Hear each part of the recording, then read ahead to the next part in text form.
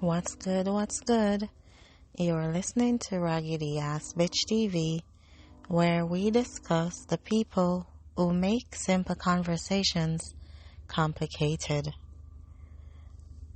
I'm your host, and today we're talking about a phrase that makes me want to throw my phone across the room. Well, to play devil's advocate. No, don't. I didn't ask for a devil's advocate. The devil has plenty of advocates. He's fine. Let's discuss. Okay, so here's the situation. You're talking about something. Could be a personal experience, could be a social issue, could be anything. And you're expressing how you feel about it. And then someone jumps in. Well, to play devil's advocate. And immediately you know what's coming. You know they're about to invalidate everything you just said. Because playing devil's advocate is just a socially acceptable way of saying, I'm about to disagree with you and make you defend yourself. But I'm going to pretend it's for the sake of the discussion. And listen, I understand the concept of devil's advocate. In certain contexts, it's useful. If you're in a meeting, trying to solve a problem, and someone needs to poke holes in an idea, sure, that makes sense. If you're planning something, and you need someone to think about what could go wrong, okay, fine. But when you're just talking, when someone is sharing their feelings or their experience, nobody needs a devil's advocate. We need empathy. Let me tell you about a conversation I had a few months ago. I was talking to a friend about a situation at work. My manager had passed me over for a promotion that I was more than qualified for and gave it to someone with less experience. And I said, I think it's because I'm a woman. Every time a leadership position opens up, they give it to a man.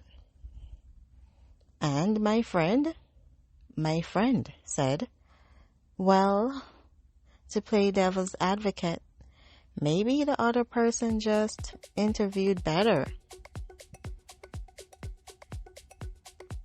Maybe he interviewed better? I had been at that company for 5 years. I had consistently exceeded my targets. I had trained the person who got the promotion. But sure, maybe he just interviewed better. And the thing that killed me, my friend wasn't even at that company. They didn't know the people involved. They didn't know the history. But they felt qualified to offer an alternative explanation that completely dismissed my experience. And you know what kills me? They always do it when you're talking about something that affects you personally. You're talking about something you experienced. Discrimination, harassment, whatever. And they jump in. Well, to play devil's advocate, maybe that person didn't mean it that way. I was there. I lived it. I know what they meant.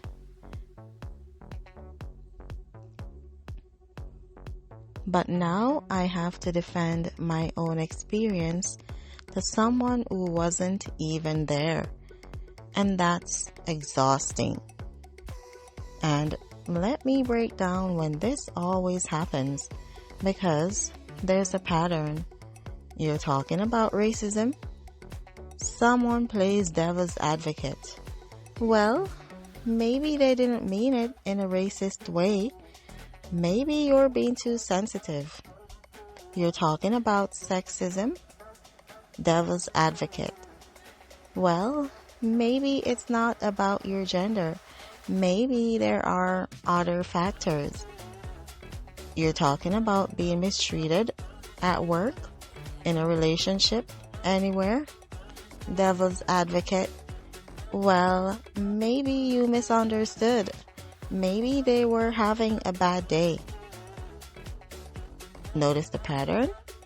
They always give the benefit of the doubt to the person who hurt you, never to you. Your experience is questioned. Their intentions are protected. And the thing is, they act like they're being helpful, like they're adding to the conversation. I'm just trying to help you see it from another perspective. But they're not. They're derailing it. Because now, instead of talking about the actual issue, we're talking about their hypothetical alternative explanation. And meanwhile, my actual point gets lost.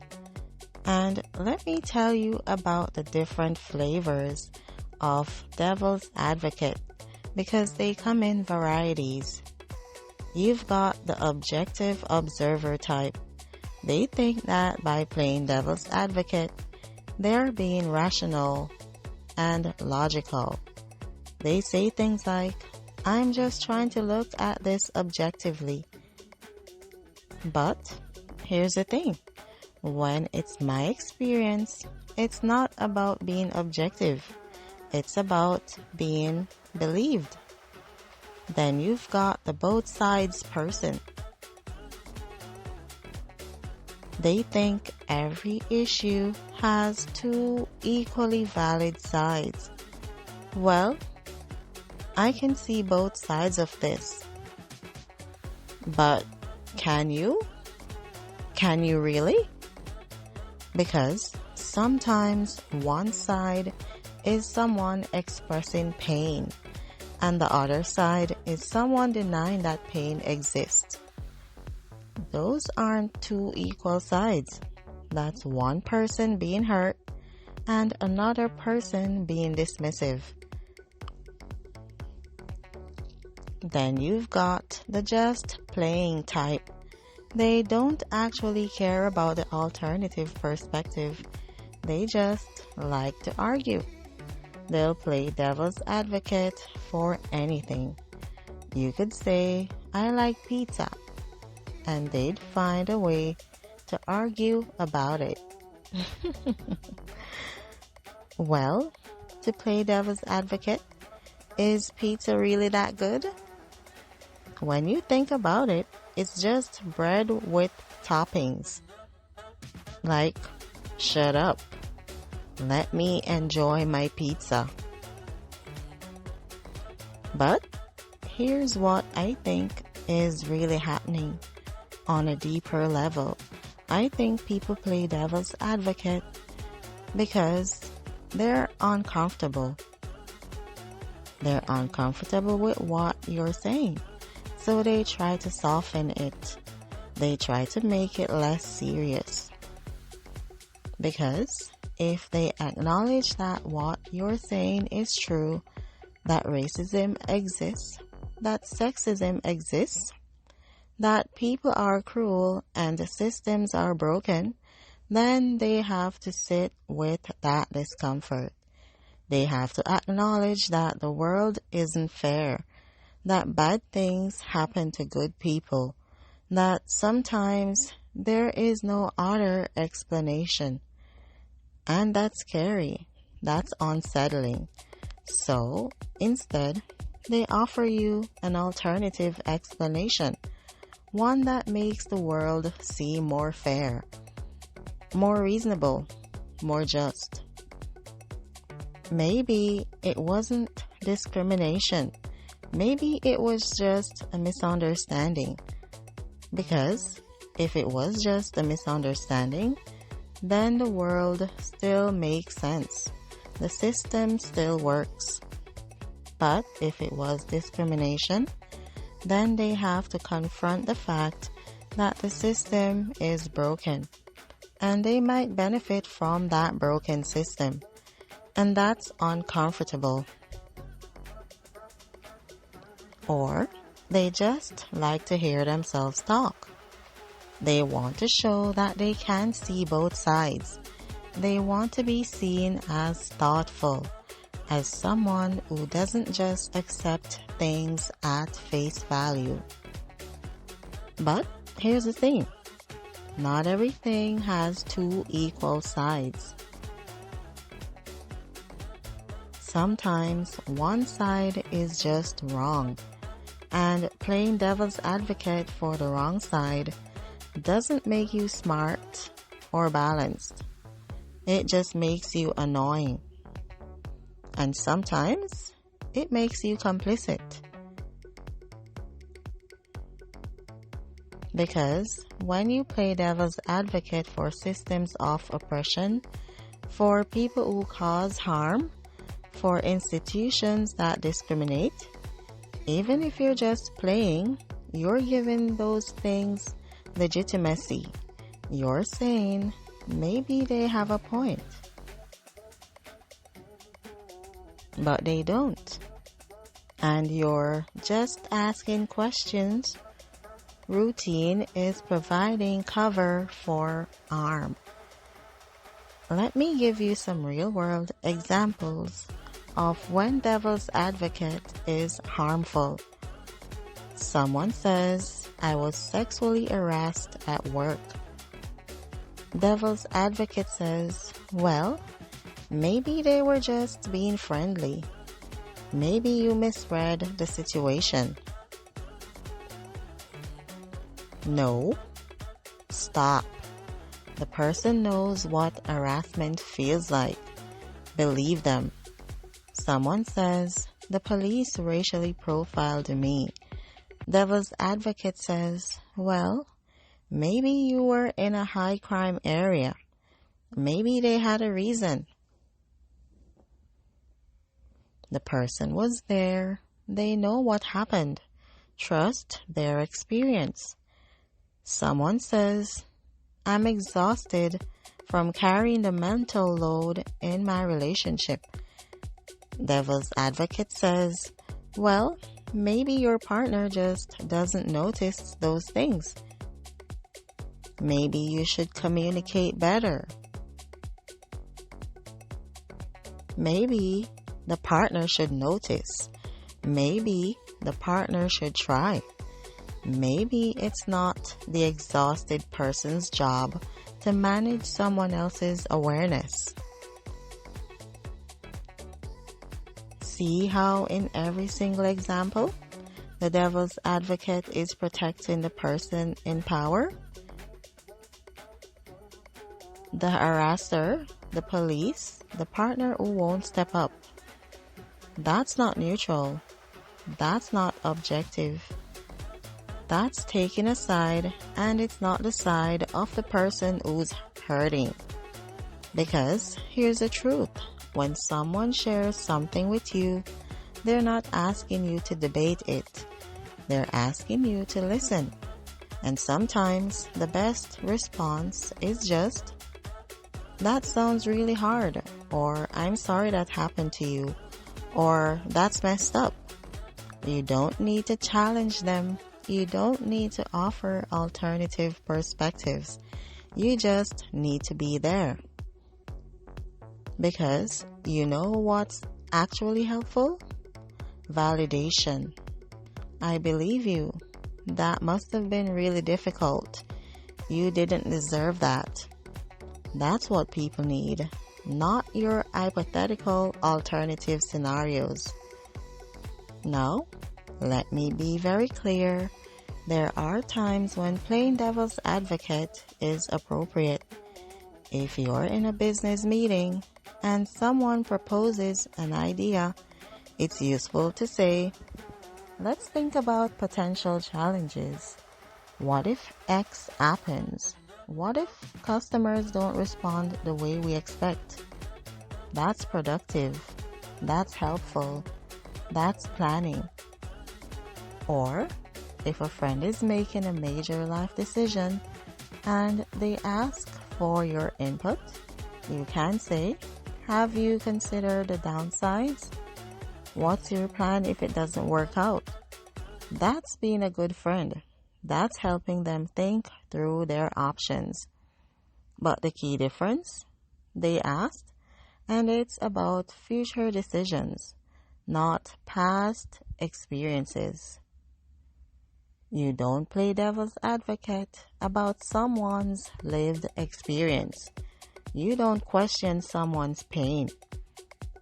So, if you're someone who loves playing devil's advocate, ask yourself why. Are you actually adding value to the conversation? Or are you just making it about you? Are you helping the person feel heard? Or are you making them defend themselves? And ask yourself, what am I protecting? Who am I protecting? Because if you're consistently playing devil's advocate for systems of power, for people who cause harm, for the status quo, you might want to examine that. And here's a challenge. Try going a whole week without saying to play devil's advocate. Just try listening. Just try believing people when they share their experiences. See what happens. I bet you'll find that conversations become deeper, that people trust you more, that relationships strengthen, because people don't need you to poke holes in their reality. They need you to witness it. And if you're dealing with a devil's advocate, you can shut it down. You can say, I'm not looking for an alternative perspective right now. I just need you to listen. Or you can say, I lived this. I don't need you to explain it to me. Or you can simply say, the devil has enough advocates. I need a friend. And if they can't do that, they're not the person you should be talking to. Because you deserve people who believe you, who trust your experience, who don't make you defend your own reality. And those people, they don't need to play devil's advocate. They just need to be present. That's it for today's episode of Raggedy Ass Bitch TV. If you're a chronic devil's advocate, maybe take a break. The devil is fine. Next time, we're talking about people who always have to one-up you. So get ready for that energy. Until then, stay raggedy, stay supportive, and remember, not every conversation needs a counter argument. Peace.